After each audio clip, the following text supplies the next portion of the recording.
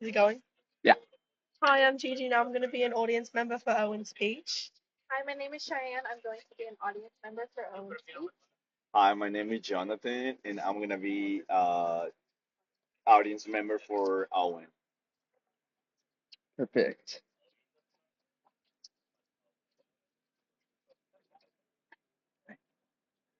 Imagine a plant powerful enough to destroy an entire economy and then to create one even better. That plant is cannabis.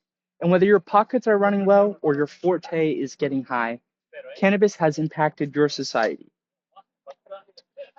Today, we're going to unravel the historical regulations and agricultural aspects of marijuana.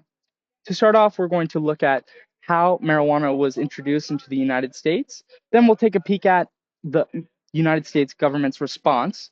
Then we'll take a look at legalization and the byproducts of legalization. To start off, to get a better understanding of marijuana's agricultural aspects, we'll take a look at the relationship between hemp and marijuana. This relationship can best be described through the Marijuana Act of 1937. According to the illegalization of marijuana, a brief history by Stephen Siff from Ohio State, cannabis was introduced through Mexican immigrants from the 1910s to the 1930s. This is what sparked the historical love triangle between cannabis, hemp, and the United States government. Prior to this, hemp had been grown and used for centuries. It wasn't until the 1930s that hemp growth came to a halt. Samuel Morin wrote in American Cannabis Regulation, the International Hemp Market and Tariff Policy. Congress passed the Marijuana Tax Act of 1937, seeking to prevent marijuana use while still receiving the benefits of industrial hemp cultivation. This stated that marijuana was a narcotic drug, as well as required hemp growers to need federal registration. While the goal was simple, in the end, hemp growth decreased, as well as increase in arrests for individuals using or growing marijuana.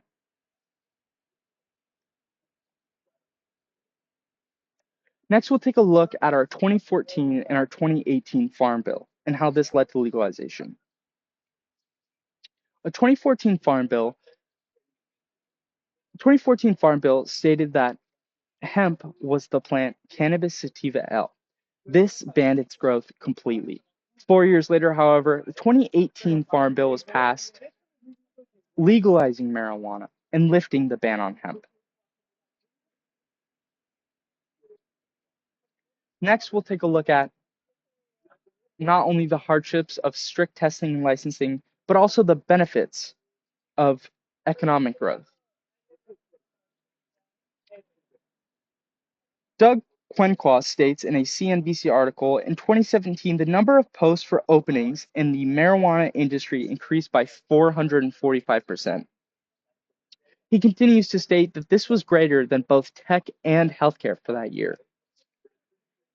The hardships of strict testing and licensing can be best understood through the words from the Society of the Study of Addiction. The article, Variation in Cannabis Potency and Prices in a Newly Legal Market, evidence from 30 million cannabis sales in Washington state, states in April 2016, LCB increased enforcement by issuing new rules for a proficiency testing program to hold laboratories accountable, and in May issued their first suspension. Cannabis has had a long history in our nation. It started by being introduced and causing much turbulence for hemp, but then in modern times has created over 440,000 jobs. Now, cannabis didn't just survive history, it changed it.